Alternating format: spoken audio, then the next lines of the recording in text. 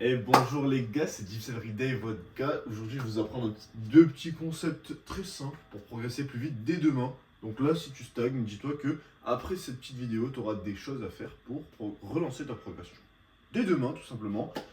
Donc, on va commencer. Qui suis-je? Moi, je suis Dips Everyday. J'avais 100 kilos x 3 au dips. Donc, j'avais 3 répétitions à 100 kilos avec une forme plutôt correcte.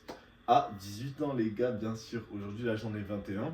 On va continuer. À 19 ans, j'avais 110 kilos en RM et à partir de là, je dirais que c'est parti en vrille pour des raisons de programmation bidon et de vie perso, tout simplement. Je pense que j'aurais pu mieux maintenir ou continuer à progresser durant ce laps de temps. Aujourd'hui, j'en ai 21, je les ai fait il y a un mois et demi. Et j'ai repris les entraînements après un arrêt de plus ou moins 2 mois, un arrêt vraiment quasi total. Du coup, là, ce que je vais vous apprendre, c'est comment progresser plus vite et arrêter de stagner tout simplement. Je vais vous inculquer deux petits principes qui est less is more et revenir aux bases. Les gars, ça se rejoint, mais vous avez compris. Du coup, le premier principe, il est less is more. Pourquoi less is more? C'est parce que moins, parfois, ça veut dire mieux et plus, ça veut pas dire mieux, tout simplement. Là, ton problème, il est peut-être que tu fais tout simplement trop de séries par partie du corps ou par mouvement.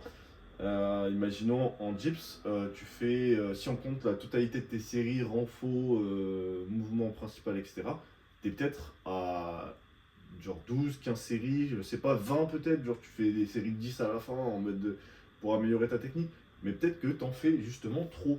Et moi, ce que je vais te conseiller, du coup, c'est de revenir à 5 à 10 séries totales. Du coup, le but c'est que tu reviennes à 5 à 10 séries totales par partie du corps. Donc, si on parle des dips, du coup, reviens à 5 à 10 séries totales en comptant les renfos, du coup, les renfos pec, etc.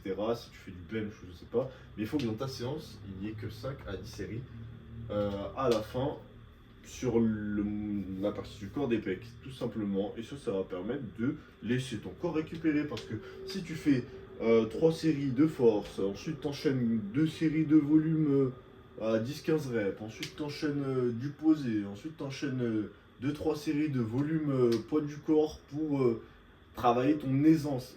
Frérot, c'est normal que tu stagnes, t'en fais juste trop. Si tu arrives à la prochaine série, tu tiens ta barre, tu sens direct, tu dis ah putain, je suis fatigué aujourd'hui. C'est juste que la dernière séance a été trop intense. C'est tout simple. Si tu attrapes ta barre de traction, tu sens tes avant-bras, tu sens ton dos, il est éclataxe. T'as pas de force, tu dis ah ouais, aujourd'hui la séance ça va être nulle. J'ai mal dormi. Mais frérot, t'as juste fait trop à ta dernière séance. Tu t'es tellement buté que t'as pas récupéré tout simplement. Donc, moi, ce que je vais te conseiller, gros, c'est de revenir aux bases. Mais dès maintenant, attends pas une semaine, attends pas 2 semaines.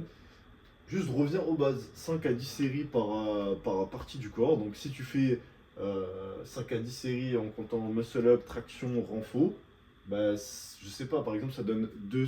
Enfin je sais totalement du coup. Mais ça donne. J'ai juste pas mis d'un tête de ton programme, mais le but c'est d'individualiser selon ton programme et ton profil. Du coup, on va faire peut-être 3 fois 1 en muscle up, 3 fois 1 poids du corps, je connais pas ton niveau, mais 3 fois 1 MU, on va marquer MU. Ensuite, les pull-ups, on va faire, je sais pas, une fois 3 top 7 à 20 kg. Imaginons que tu es ce niveau. Et ensuite, on va faire un petit 3 fois 6 à, euh, à 7,5. On va dire que tu es vraiment un débutant. 3 fois 6 à 7,5. Du coup, là, on se retrouve déjà à 4, 5, 6, 7 séries si on compte les muscle-up, même si compter les muscle-up quand c'est du poids du corps 3 fois 1, ça va encore, on est chill. C'est des 1 rep quoi, et en plus c'est du muscle-up, donc c'est vraiment de l'explosivité. Ça n'a pas un gros impact nerveux sur le corps, surtout quand tu dépasses pas un certain nombre de reps. Donc en vrai, on peut ne pas compter les muscle-up, mais du coup là, ça fait 4 séries. Et on doit être entre 5 et 10 séries. Donc là, on peut ajouter encore 2 séries de renfo unilatérales et 2 séries de pullover pour le grand dorsal par exemple. Et ensuite, on passe aux biceps. Les biceps, on va pas les compter parce que c'est l'isolation, donc on récupère assez vite sur les biceps vu que c'est un petit muscle. Mais tout simplement, reviens aux bases. T'en fais juste trop. Si tu t'entraînes au parc, je sais que tu faisais cette erreur. C'est que tu fais ce que tu as prévu, imaginons tu as prévu 5 x 5 à 10 kilos, et ensuite tu vas rajouter genre 10 séries de traction poids du corps, je sais pas, tu vas faire quoi, une pyramide, machin, mais t'en fais juste trop. Si à ta prochaine séance, t'arrives, t'attrapes la barre, tu sens que t'as aucune énergie, c'est tout simplement que tu n'as pas récupéré de la dernière séance, même si ça fait 3 ou 4 jours que tu l'as fait. Genre, crois-moi que si tu en fais trop, au bout de 3 4 jours, bah, tu récupères pas et c'est totalement logique parce que tu en fais trop, tout simplement. Du coup, moi je vais te conseiller aussi de revenir aux bases, comprendre que less is more.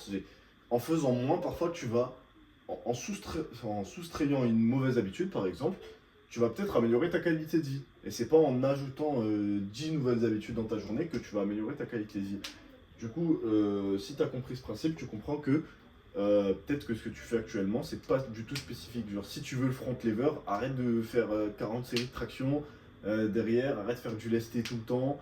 Si tu veux faire du front lever, fais du front lever. Ça, c'est le principe de spécificité.